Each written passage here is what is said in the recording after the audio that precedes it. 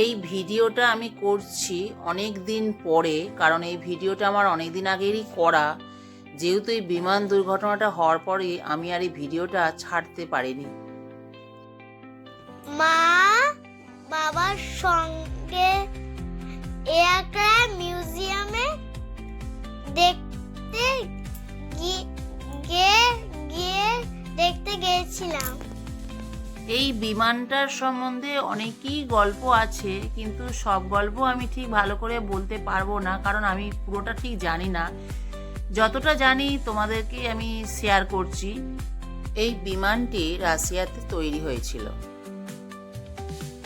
1984 সালে ডিসেম্বরে।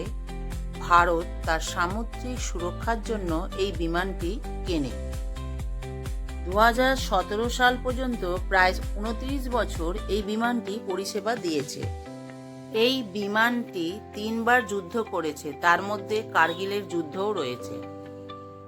1999 সালে নতুন দিল্লিতে প্রথম ভারতীয় নৌবাহিনীর প্রজাতন্ত্র দিবসে ফ্লাইটেও অংশগ্রহণ নিয়েছিল এই বিমানটি। এই বিমানটির ভেতরের ছবি আমি তুলতে পারিনি, কারণ ছবি তোলার নিষেধ আছে।